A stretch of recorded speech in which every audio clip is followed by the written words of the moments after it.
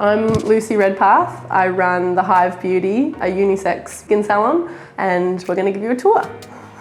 Come on in. So this is my space. I've been working for myself for 3 years now. I started in a space that looked very different to this. It was not as cute, not as pretty. It was a little hair salon, and I rented a little room out the back, probably half the size of this. Massage bed up against the wall, squished in the corner, but I made it work for 2 years.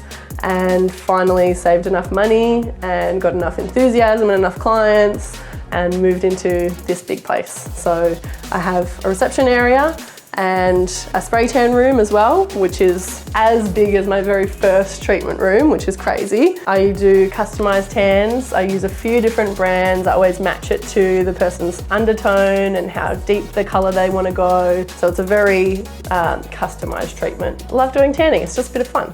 And then in on here, I've got the treatment room, which is hidden behind the big barn door, which is nice. And in here I do facials, I do eyebrow waxing, I do lash lifting, but I mainly do skin treatments. My treatments are all about the consultation and having a relationship with the client and making sure that they feel heard and comfortable and welcome. And just something that's really important is the feel of the space and feeling like you're welcome and listened to, and that the person has got you. Dealing with skin I've been doing for 12 years now. I started at Elly Lucas when I was 15 and a half, and I graduated when I was 18, and I did the diploma course. I was learning how to go through school and life and what do I want to do in my job, and Elly Lucas kind of helped me to mould that and shape that into what I wanted it to be.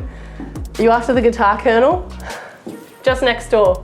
This happens all the time. People never see the sign and they're like, okay. The aesthetic for the Hive is I really wanted it to be a unisex space, and that meant using unisex colours, things that aren't pigeonholed to be too feminine or too masculine, and just using as many natural colours and as many natural fibres as I possibly can, utilising old things. So a lot of my stuff you can see is from an antique shop or from an op shop or from a junkyard, and beautified and utilised to be something a bit cool, a bit quirky. And yeah, I just think it's meant to feel like you're home. Like when you walk into your cool auntie's house, that's what I wanted it to feel like. Because this is my favourite corner. It took a long time to put the colours together, put the scheme together. A lot of, like what's that show, American Pickers, when they go around and they find all the cool stuff all over the place. I'm very picky with my aesthetic, so I picked a lot of cool stuff and put it in this beautiful corner so people can come in, feel welcome, put their stuff down, have a breath, and then get on the bed and realise that they can relax now. The last place I worked was a very big salon. It was very busy. I wanted to work alone. I knew I wanted to have work-life balance. So I went out on my own and opened in the back of a hair salon. I had a team come in and build the room. I hadn't crafted the concept of what I wanted yet. Finding what I liked and finding what I didn't just took time. So then I got to the 2-year mark and was like, okay, it's time to expand. I found a little place on Gumtree that was a rundown, gross couple of rooms that was, not being utilised and super, super cheap. So I try and keep really low overheads.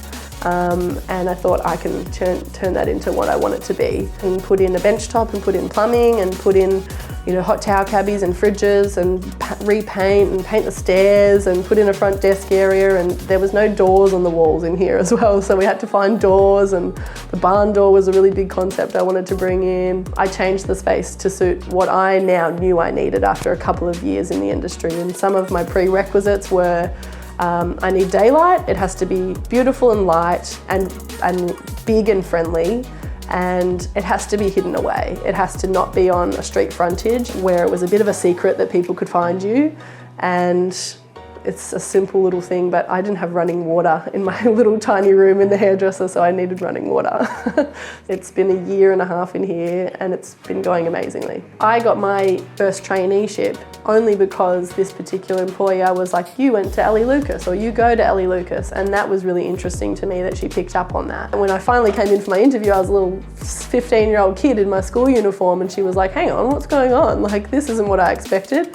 But she gave me a shot because of where I went to school. I went and did the Certificate 3. I did all of this while I was in high school. I didn't know that there was an opportunity that you could go and do beauty school on 1 day a week and then go to school the rest of the time. I thought that that was kind of slacking off, and it actually turned out to be a lot of hard work. I wanted to go and learn about skin because I had really bad acne when I first started.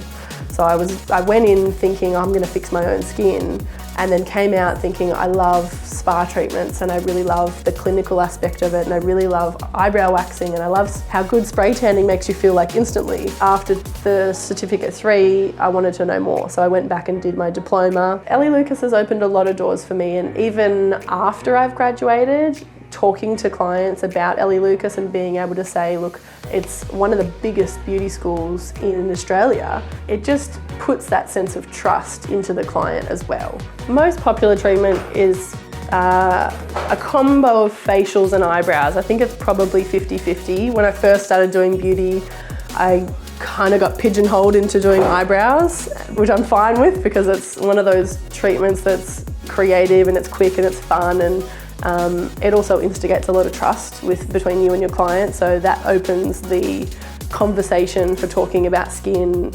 Inevitably they become my skin clients as well. Talking to people about their diet, about their home care routine, about all of the different ingredients in their home care.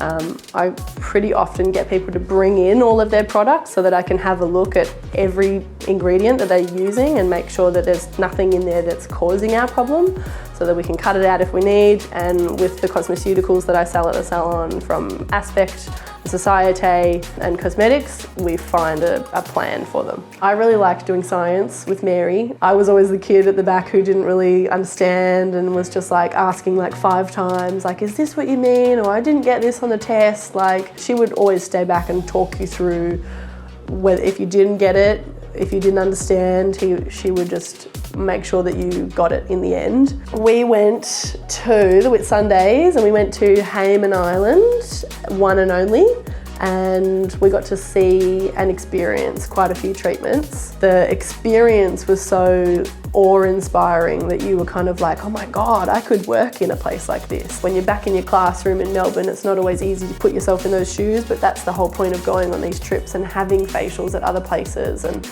going and experiencing it yourself, because you are the consumer. Like, you've got to give the client what you think you want. We went to Mountbula. I'd been to Bulla heaps of times before that, but I didn't actually know that they had a spa. And I didn't actually think that that would be really beautiful and relaxing to have a treatment in the cold, because you always think of tropical places and you think of going away and that's your beach getaway, and it's like, but people do put aside a lot of time to go and have a getaway in the snow as well. It made sense to have something like destination driven about it, like you're going there to have a treatment at Breathtaker and ski. Graduation, I don't know why, but I thought it was going to be like my year 12 graduation at school, where you just like walk up on stage, you accept your certificate and like, all right, go sit down now.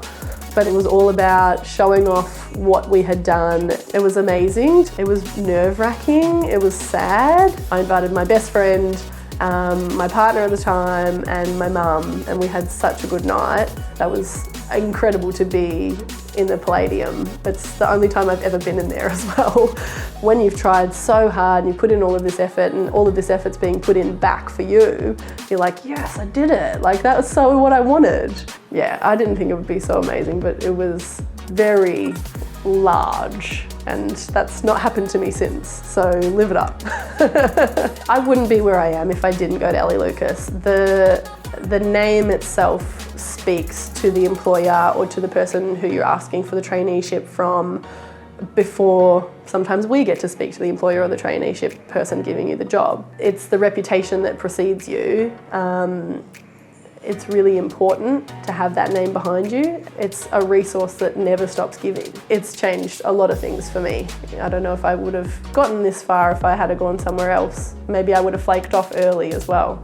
Seeing how passionate everyone else is in what they're doing, it spurs you on. It's very challenging managing running the business and working in the business and also working on the business. You're the one doing all of the cleaning, all of the organisation, ordering your stock and receiving stock and stock take and starting a website, running your Instagram, doing all of the social media, making sure you're messaging your clients back. What I've learned over time is to switch off business brain, switch into therapist mode, and it has to be that direct change. And it's like, okay, you've got 1 hour now with this client. You have to be a therapist for this hour. You have to be present in what you're doing. Now that seems like second nature to me. I listened to a podcast today where the founder of the Peninsula Hot Springs was saying that you shouldn't keep your plans secret. So my plan is to move into a warehouse in the next 18 months,